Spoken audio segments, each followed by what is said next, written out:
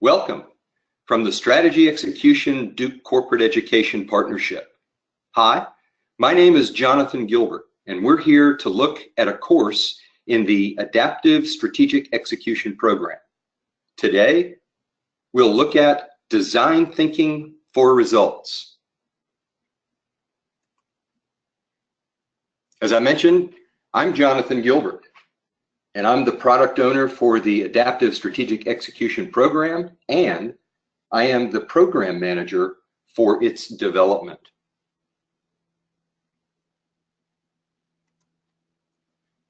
Here is an agenda for our quick tour of Design Thinking for Results.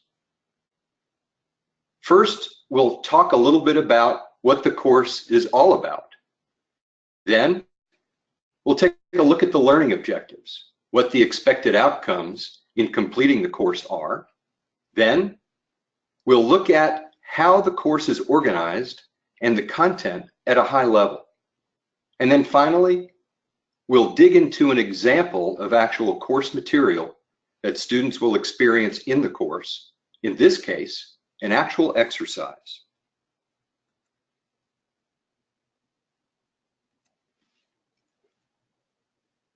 The course Design Thinking for Results engages participants in a discussion about an iterative design process which bridges imagination and implementation to help organizations rapidly and incrementally address complex challenges, create value, and grow.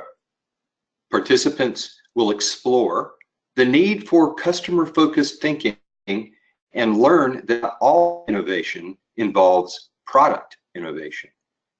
They will experience the value that innovating around processes and services can bring to an organization and discover how to implement a test and learn mentality that captures more value for the organization more quickly.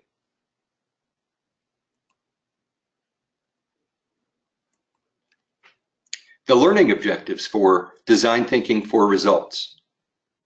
Upon completing Design Thinking for Results, participants will be able to describe how the application of a design thinking process can yield offerings that create, deliver, and capture sustainable and differentiated value in the marketplace. They will also apply a customer-centric approach to elicit the needs of the. They will be able to define innovation and its multiple sources.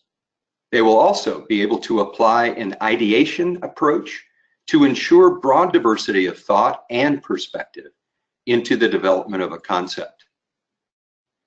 They will be able to build a business model canvas to address the marketplace and matrix sides of the value chain in moving from idea to revenue capture. They will be able to apply an iterative prototyping approach to refine and then streamline concepts into offerings that are novel, desirable, defensible, doable, and profitable. They will be able to define a test and learn model for the implementation of ideas. And finally, they will be able to present offerings in a clear, concise, and compelling manner.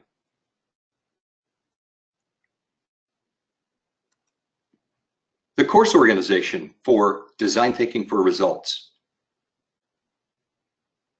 The course is structured as a workshop, and the word work should be reinforced.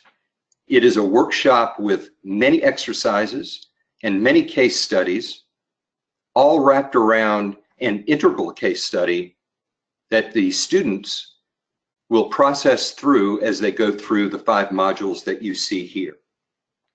Module 1 deals with the design thinking process itself. The process is known as the PSC process, which stands for Perceiving, Sense-Making, and Choreography. And the process is woven across all of the different modules within the course. Module 2 then goes into detail about what perceiving is. Reframing what you see. It's actually looking at a new way of seeing. Module 3 moves into sense making, which is really a way to make sense of the environment that we operate in. In this case, sense making is specifically about ideating and innovating. In other words, sense making is a new way of thinking. In Module 4, we continue the theme of sense making, where we begin to build the business model based on the sense making, the ideating and innovating that we did in Module 3. And then Module 5 moves into choreography. Choreography really means to be able to do in a new way. And in this case, Module 5 deals with informing and improving the offering.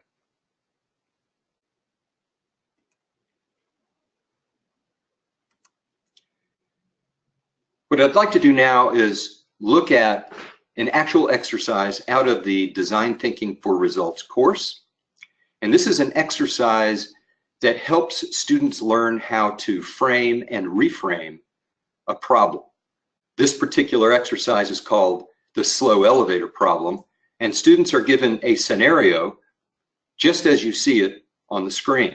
The scenario here is that you have to imagine that you are the owner of an office building and your tenants are complaining that the elevator is too slow, resulting in long waiting times.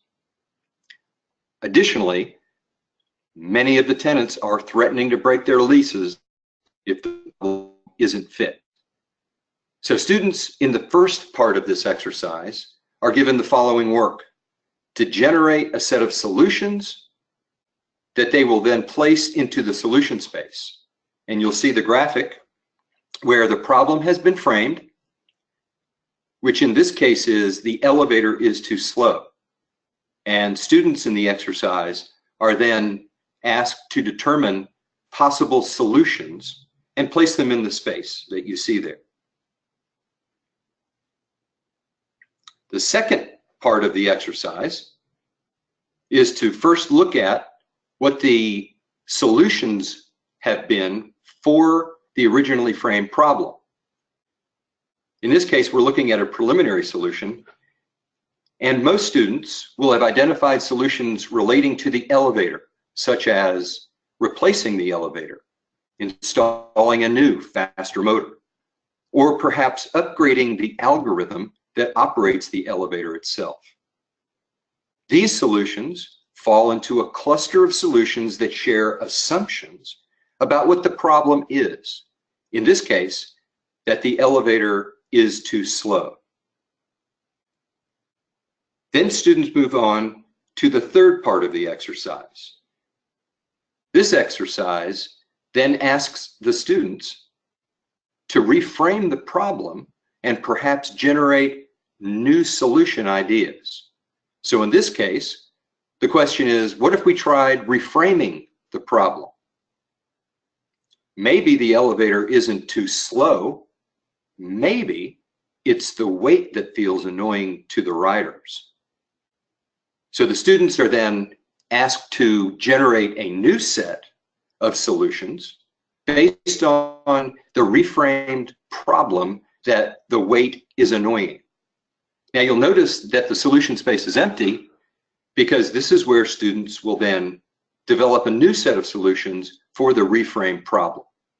Now I'm not going to give you what the typical solutions for this reframed problem are. You'll have to take the course to find that out yourself. If you'd like to learn more, please contact us at strategyx.com/ASEP. Thank you.